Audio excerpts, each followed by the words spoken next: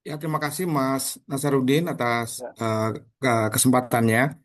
Eh, Senang bisa berkenalan Mas. Dan juga sama teman-teman yang lain yang bergabung dalam sesi kedua dari mini course ini.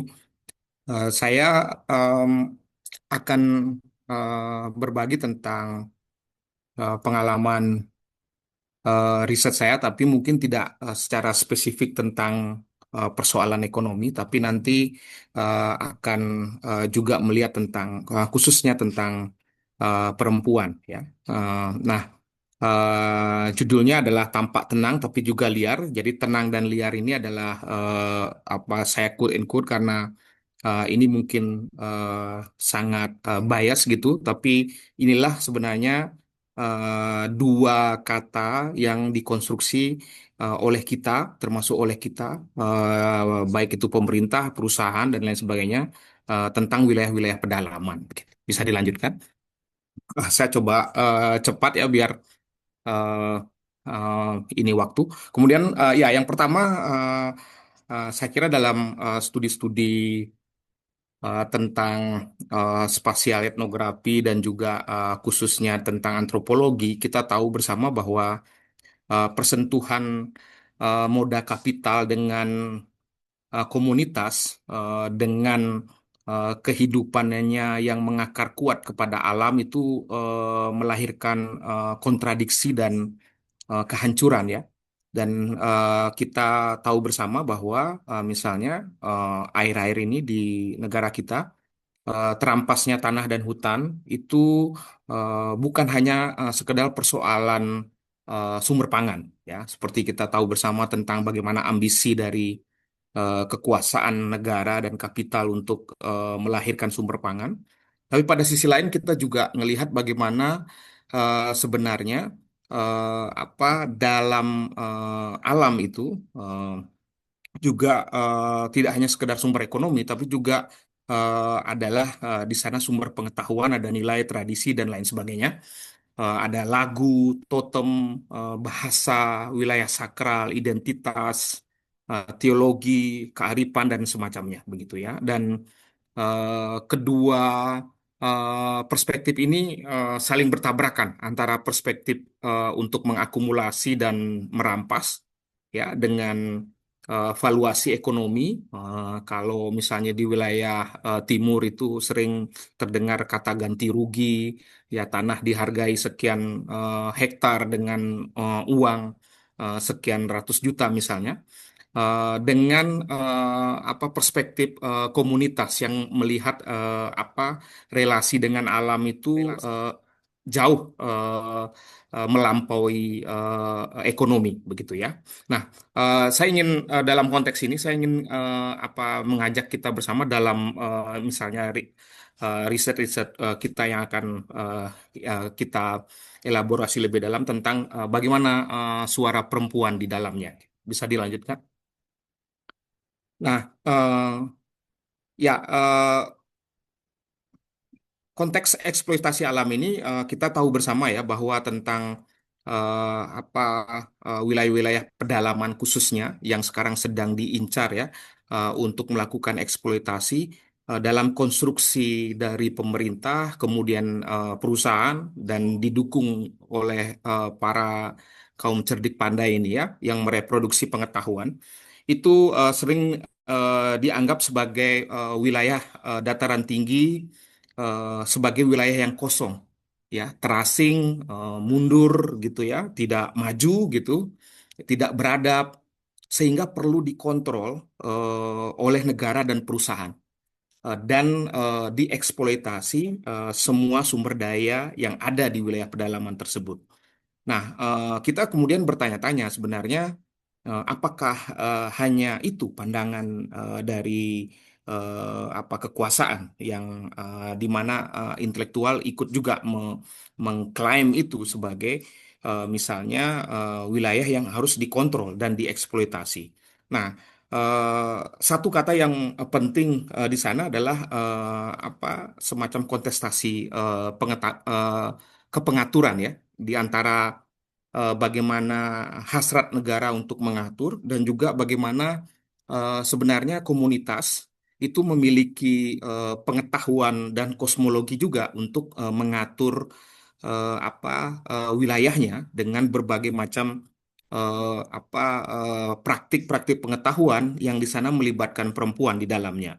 Nah, makanya dalam salah satu kesempatan riset saya di wilayah Bovendigul dan Merauke yang sekarang sedang ramai dengan proyek strategis nasional itu, saya melihat penting untuk kita dalam konteks ilmu sosial humaniora dan konteks yang lebih luas itu kemanusiaan itu melihat kepengaturan tandingan. Jadi narasi-narasi dari perempuan itu sebagai suara dan kekuatan politik untuk mengubah praktek regulasi. Jadi semacam bagaimana pengetahuan perempuan yang menghadapi diskriminasi berlapis itu dalam konteks masyarakat adat misalnya itu bisa diakumulasi ya. Kalau sebelum diakumulasi kan juga dia harus dipahami. Nah, yang coba saya engage dan juga saya dorong dalam beberapa riset saya sebelumnya. Bisa dilanjutkan.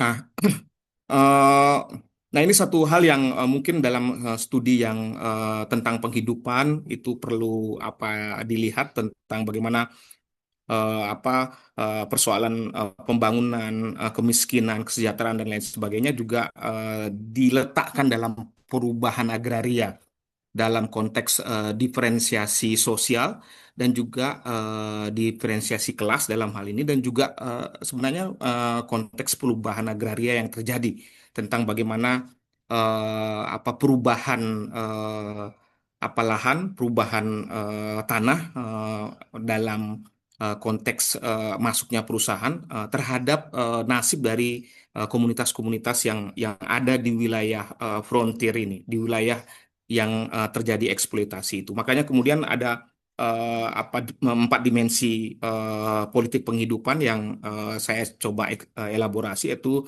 tentang politik kepentingan, politik individu, pengetahuan dan politik ekologi. Bisa dilanjutkan. Nah, ini mungkin sudah sering ya tentang politik akses dan lain sebagainya, tapi saya ingin menekankan tentang bagaimana empat poin yang saya lihat di bawah ya. Pertama, aspek personal dan relasional. Kita lupa ya dalam aspek personal itu ngelihat misalnya secara spesifik misalnya tentang tubuh perempuan. Perasaan ya yang mungkin Fatun sempat sampaikan beberapa kali juga tentang bagaimana situs-situs yang menjadi ingatan perempuan dan bagaimana relasi perempuan di dalamnya terhadap situs tersebut dan kemudian aspek kultural yang ada di dalamnya. Bisa dilanjutkan? Nah, ini mungkin sudah biasa ya dalam tentang eksklusi eh, eh, the power of exclusion dari Taniali yang sering kita diskusikan dan juga salah satu yang menjadi referensi terutama untuk mendiseminasikan riset kami terhadap anak-anak muda Papua begitu ngelihat bagaimana sebenarnya politik penyingkiran itu terjadi dengan masuknya dua poin penting itu ada regulasi ya juga dengan kekerasan kemudian pasar dan juga legitimasi. Next, please. Nah, ini yang coba kami dorong dalam beberapa tulisan dalam buku hasil riset kami sebelumnya tentang bagaimana ekologi politik feminis dalam kerangka melihat bagaimana ruang-ruang perempuan dalam eksploitasi sumber daya alam. Yang pertama adalah pengetahuan berbasis gender atau perempuan. Jadi kita sering melihat bahwa pengetahuan itu kadang-kadang didominasi oleh laki-laki ya dalam dalam konteks masyarakat adat misalnya dan lain sebagainya. Kemudian yang kedua hak terhadap sumber daya alam. ini eh, menjadi apa kasus yang pelik ya, karena hak itu kadang-kadang sangat bias laki-laki. Dan yang ketiga adalah politik lingkungan dan gerakan akar rumput. Nah ini mungkin sudah ada publikasi di media sebelumnya tentang bagaimana sebuah apa gerakan perempuan yang dilakukan oleh misalnya gerakan mama-mama di adat Namblong misalnya itu yang kemudian berinisiatif untuk mendesiminasi pengetahuan mereka terhadap anak-anak muda, kemudian membuat koperasi, kemudian juga melakukan apa sekolah-sekolah adat ya untuk mentransmisi pengetahuan perempuan terhadap generasi-generasi muda berikutnya. Jadi politik lingkungan dan gerakan akar rumput ini menjadi sangat penting.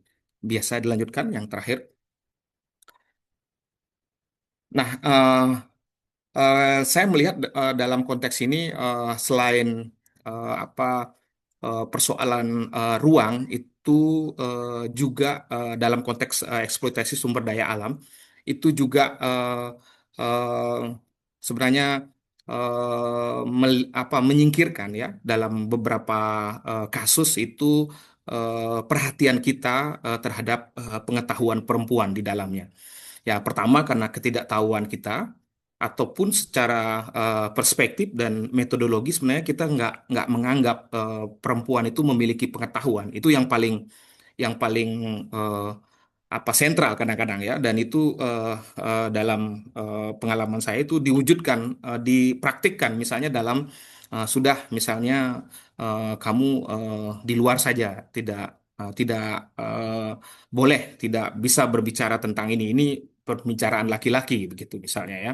Dan ini menjadi sangat penting dalam hemat saya dalam riset-riset tentang politik ruang, kemudian juga bagaimana kontestasi dalam perebutan makna dan pengetahuan atas ruang itu memikirkan pengetahuan-pengetahuan perempuan di dalamnya. Dan kita bisa melacak pengetahuan yang sangat kaya yang berkaitan dengan relasi-relasi perempuan dan bisa mereklaim lagi dominasi pengetahuan laki-laki terhadap ruang tersebut.